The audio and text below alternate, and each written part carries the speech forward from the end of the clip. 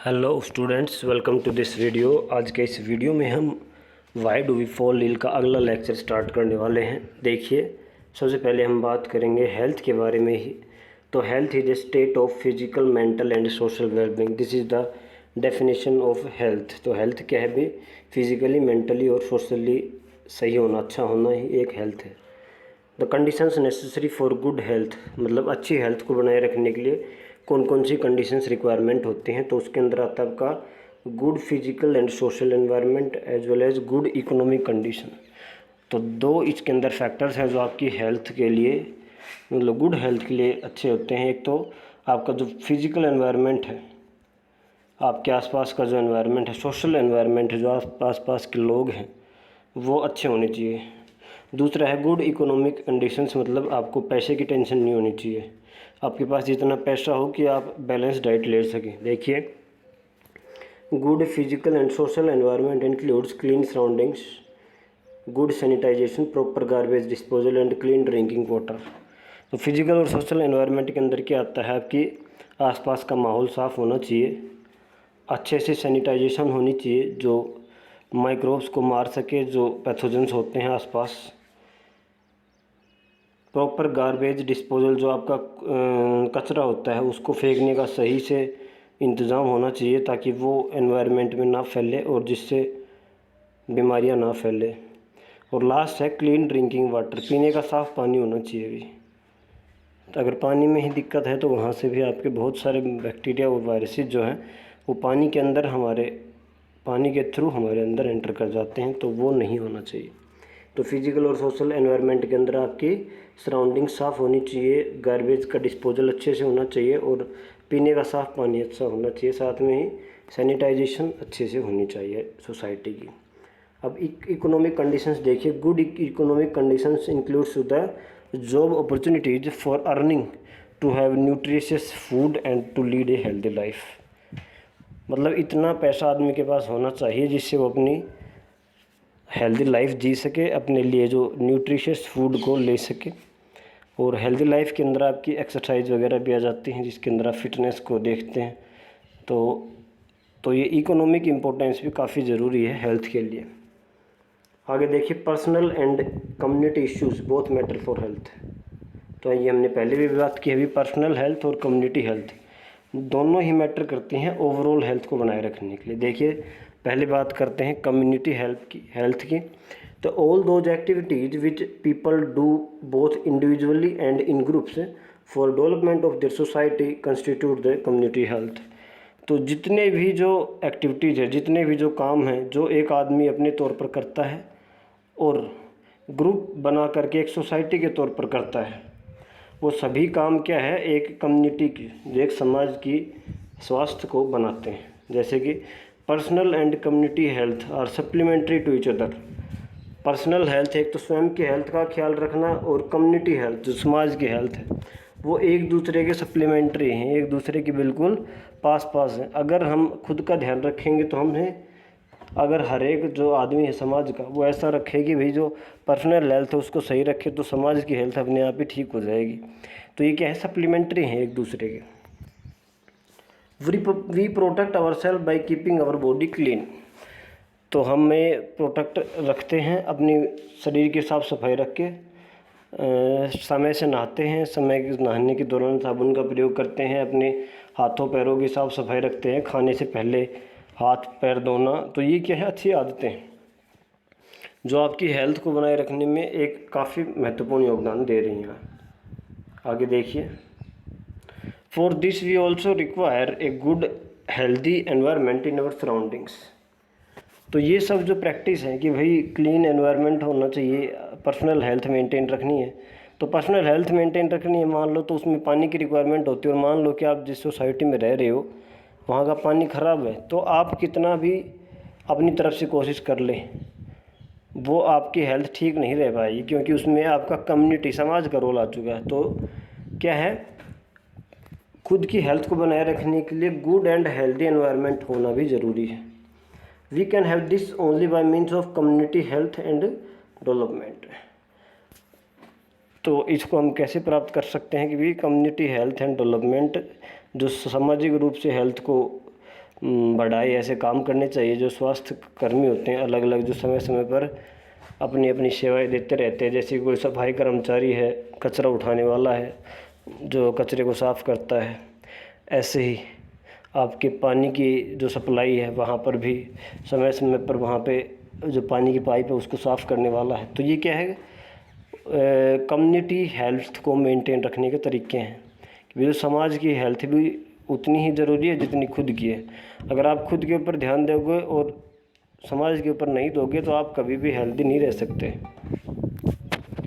So both personal and community health are interrelated. तो हम कह सकते हैं कि भाई पर्सनल और कम्युनिटी हेल्थ, जो स्वयं की हेल्थ है और जो समाज की हेल्थ है, वो एक दूसरे से कनेक्ट हैं, वो एक दूसरे के बगैर अधूरे हैं। अब आपके एक डिफरेंस आ जाता है कि भाई difference between being healthy and disease free. दो हैं भाई, दो आदमी है, एक ये कह रहा है कि भाई मैं पूरा हेल्दी हूँ, एक ये कह रहा है मैं भी, मेरे से कोई रोग नहीं है, मैं डिजीज़ फ्री हूँ। तो इसमें क्या फ़र्क है दोनों में? देखिए, पहला हेल्थ की डेफिनेशन क्या होती है भाई कि सोशली, मेंटली और फिजिकली जो अपना वेलबींग है, मतलब कि सोशली, फिजिकली और मेंटली जो अच्छे से अपना फंक्शन कर रहा है, सभी कुछ अच्छे से रह रहा है, तो उस आदमी को हम कहेंगे हेल्दी है। और डिजीज फ्री का क्या मतलब है? It is a state of absence from disease. जो वो आदमी कह रहा है कि मुझे कोई रोग नहीं है, तो इसका मतलब ये नहीं है कि वो हेल्दी है, बस ये है कि उसके अंदर कोई भी डिजीज़ नहीं है, वो डिजीज फ्री है, वो कोई भी उसके अंदर रोग नहीं है। It refers to the individual physical and social environment. जो हेल्दी होता है, हेल्दी पर्सन है, वो क्या हो सकता है कि भाई उसके इंडिविजुअल लेवल के ऊपर भी वो हेल्दी है। तो हेल्थ को हम क्या बोल सकते हैं? फिजिकल लेवल के ऊपर भी हम बोल सकते हैं कि फिजिकली हेल्दी है वो। और लास्ट है सोशल एनवायरनमेंट। फिजिकल एनवायरनमेंट और सोशल एनवायरनमेंट मतलब समाज के रूप में भी हम हेल्थ को डिफाइन कर सकते हैं कि भाई जो एक पर्सन है या पूरा समाज है, तो हम कहेंगे ये सोसाइटी ही हेल्दी है। अब हेल्दी का मतलब वहाँ पे सभी तरह की पर्सनल हेल्थ हो गया, कम्युनिटी हेल्थ हो गया, सोशल, मेंटल, फिजिकल हेल्थ हो गया, ये सभी वहाँ पर अच्छे से मेंटेन है। लेकिन अगर हम डिजीज़ फ्री की बात करते हैं तो ये हम एक आदमी को ही कह सकते हैं कि भी ये भी this individual is disease free. तो हम इसको हम रेफ़र करते हैं सिर्फ इंडिविजुअल लेवल के ऊपर, बल्कि इसकी विपरीत बात करें तो जो हेल्थ को हम रेफ़र करते हैं इंडिविजुअल लेवल पे भी, और फिजिकल लेवल पे और सोशल एनवायरनमेंट लेवल पे भी हम रेफ़र कर सकते हैं। तीसरा देखिए, the individual has good health. अगर कोई ये बंदा कह रहा है कि मैं भी हेल्दी हूँ, तो इसका मतलब प्रॉपर ये है कि उसकी बहुत अच्छी हेल्थ है, वो सोशली, मेंटली, फिजिकली हेल्दी है। लेकिन अगर कोई ये कह रहा है कि भाई मैं डिजीज फ्री, तो हो सकता है कि वो उसकी पुअर हेल्थ हो और हो सकता है कि अच्छी भी हेल्थ हो। पुअर हेल्थ का मतलब क्या है? अब मान लीजिए कि उसके अंदर कोई रोग तो नहीं है, लेकिन हो सकता है कि वो मेंटली डिस्टर्ब रहता हो, उसको मानसिक शांति ना हो, हम ये कह सकते हैं। या हम ये कहेंगे कि इसका सोशल लेवल के ऊपर उसकी कोई वैल्यू ना हो, जहाँ पर वो रहता है उसको लोग ना कोई पहचानते हैं, ना कोई बात करता है, उसकी कोई वैल्यू नहीं है, तो वो क्या है सब? वो हेल्दी नहीं है, वो सिर्फ डिजीज़ फ्री है, लेकिन उसकी हेल्थ जो है पुअर है। तो हेल्थ की डेफिनेशन के ऊपर इसमें जोर दिया गया है कि भाई हेल्दी को हम किसको कहेंगे? कि ऐसा बंदा जो फिजिकली, मेंटली और सोशली तीनों रूप से हेल्दी है, तीनों रूप से स्वच्छ है। आगे देखिए, डिजीज़ एंड इट्स कॉजेज, कि भाई बीमारियां क्या होती हैं और इसके कारण क्या हैं। देखिए, when a person is affected by disease, either the function और द अपीयरेंस ऑफ वन और more symptoms of the body will change for the verse.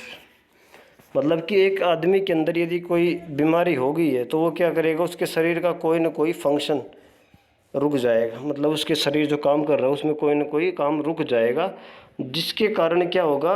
उसके बॉडी के ऊपर सिम्टम्स दिखाई देंगे, लक्षण दिखाई देंगे, और वो लक्षण धीरे धीरे बुरे की तरफ ही बढ़ते जाएंगे, मतलब बढ़ते जाएंगे, और वो जिस प्रकार की उसको डिजीज है वो उस प्रकार का फंक्शन करने में उसकी बॉडी असमर्थ रहेगी। तो मतलब डिजीज क्या हो सकता है कि भी कोई भी पार्ट या फंक्शन, कोई भी पार्ट हो गया बॉडी का या ऑर्गन हो गया, उसने अपना फंक्शन करना बंद कर दिया है, जिसके कारण बॉडी में कुछ लक्षण दिखाई देते हैं जो अगर उसको ट्रीटमेंट नहीं किया गया तो समय के साथ साथ बढ़ते जाएंगे। देखिए, these changes gives rise to symptoms and signs of disease. क्या होता है कि धीरे धीरे वो फंक्शन बंद हो गया है, और वो बंद हो गया है तो धीरे धीरे शरीर में क्या होंगे, लक्षण दिखाई देंगे। शुरू में कम होंगे और धीरे धीरे बढ़ते जाएंगे लक्षण। ये हम कहते हैं कि भाई साइंस ऑफ डिजीज। तो हर एक बीमारी के लक्षण होते हैं ना, तो वो कैसे दिख रहे हैं कि भाई शुरू में जो बीमारी किस कारण हुई है, मान लो किसी बैक्टीरिया के कारण हुई, उस बैक्टीरिया ने हमारे बॉडी के अंदर जाकर किसी पार्ट को अफेक्ट किया और वो पार्ट अपना काम करना बंद कर दिया। अब काम करना बंद कर दिया तो तब के तब हमें नहीं पता लगेगा कि हमें कोई डिजीज हुई है। कुछ समय बाद क्या लगेगा, उसके लक्षण दिखाई देंगे। देखिए, on the basis of symptoms the physical look for the science of a particular disease and conduct test. तो क्या होता है, लक्षण देख करके या फिर बाहरी रूप से हम क्या लगाते हैं, एक पर्टिकुलर बीमारी के लक्षणों को दिखाते हैं कि भाई इस बीमारी के अंदर ये लक्षण दिखते हैं। कुछ लक्षण बाहर से दिख जाते हैं और कुछ के लिए लक्षण तो दिख रहे हैं, लेकिन उसको कंफर्म करने के लिए हमें टेस्ट करवाना पड़ता है। Conduct the test to confirm it. तो मान लीजिए कोई डिजीज के लक्षण दिख रहे हैं, तो उसको अब हमें कंफर्म करना है। तो कंफर्म कैसे करेंगे, तो उसका हमारे अलग अलग प्रकार के टेस्ट होते हैं लेबोरेटरी में, जैसे कि blood test, serum test, urine test. तो ये अलग अलग टेस्ट हैं। इनके बेसिस के ऊपर हम एक डिजीज़ को बताते हैं कि भाई ये डिजीज़ इसको हो चुकी है। तो डिजीज़ के बारे में क्या जानना है कि भाई डिजीज़ कोई ऐसी कंडीशन है जिसके अंदर बॉडी का कोई पार्ट हो गया या कोई ऑर्गन हो गया जिसने काम करना बंद कर दिया। थोड़े टाइम बाद उसके हमें साइंस ऑफ डिजीज़ दिखाई देते हैं, लक्षण दिखाई देते हैं, और लक्षणों को हम बाहरी रूप से देख करके उस डिजीज़ का पता लगाते हैं। और उस डिजीज़ के कन्फर्मेशन के लिए कि भाई पक्का यही डिजीज़ है, इसकी कन्फर्मेशन के लिए हम उसके बाद उसकी कन्फर्म करने के लिए टेस्ट करते हैं लेबोरेटरी के अंदर, पैथोलॉजिकल टेस्ट बोलते हैं। अब देखिए टाइप्स ऑफ डिजीज़।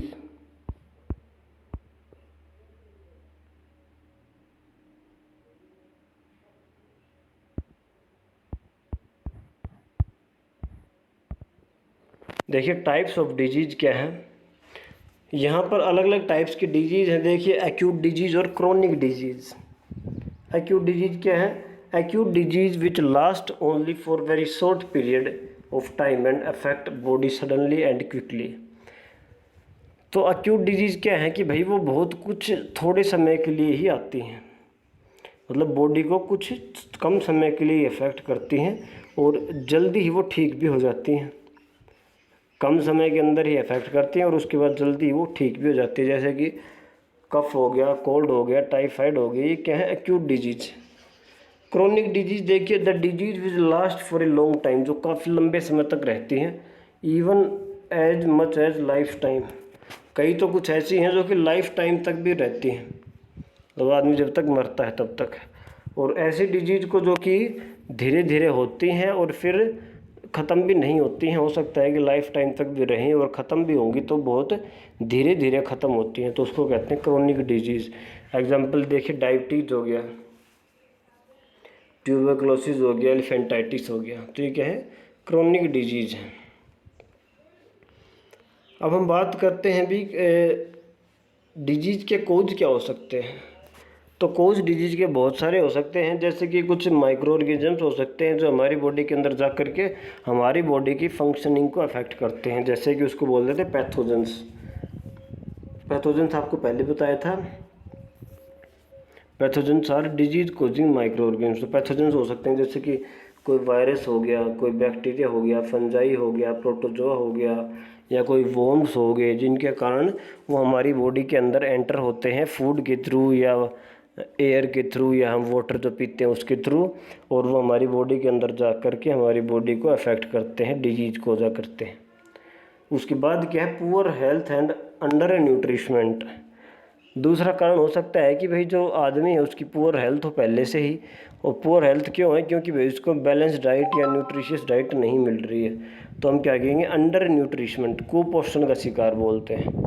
उसको सभी पोषक तत्व नहीं मिल रहे हैं उसके खाने में, जिसके कारण उसकी हेल्थ पहले से ही कमज़ोर है। तीसरा है भी हेरिडिटी एंड जेनेटिक डिसऑर्डर। तो भी कई बीमारियां ऐसी होती हैं जो उसको उसके माँ बाप से मिलती हैं। हम कहते हैं कि इसकी तो पीढ़ी में ही है, ये तो पीढ़ी में ही होते आ रहा है। तो वो क्या, जैसे कि कोई डीएनए, जब बच्चा पैदा हुआ तो माँ और बाप से डीएनए आता है, तो उस डीएनए में ही कोई ना कोई दिक्कत है। तो डीएनए में दिक्कत होने के कारण उस बच्चे के अंदर जो डीएनए गया उसी में दिक्कत है पहले से ही, तो वो आगे जा कर के वो डिजीज़ बनेगी ही, क्योंकि वो माँ बाप से ही वो डिजीज़ उस बच्चे को आई है। तो उसको हम कह देते हैं hereditary and genetic disorders, genes के अंदर ही डिफेक्ट है। तीसरा देखिए, lack of proper treatment of immunization. Immune, आपको पता है टाइम टाइम पे वैक्सीन लगती हैं, जो छोटे बच्चे होते हैं उनको भी काफ़ी वैक्सीनेशन दी जाती है। तो ये क्या होता है, कुछ लोगों को अगर वैक्सीनेशन नहीं मिली टाइम पे तो उसके कारण भी उनको डिजीज़ हो जाती है, हेल्थ अफेक्ट हो जाती है।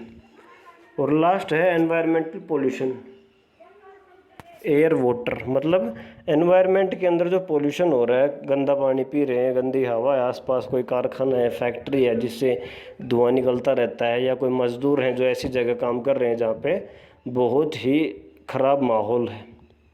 तो ऐसे कंडीशन में वो लगातार अगर लंबे समय तक ऐसे एनवायरनमेंट में रहेंगे तो उसको कोई ना कोई डिजीज़ हो ही जाती है। तो ये है आपके डिजीज़ होने के कुछ कारण। अगले वीडियो में हम अगला तीसरा लेक्चर करेंगे।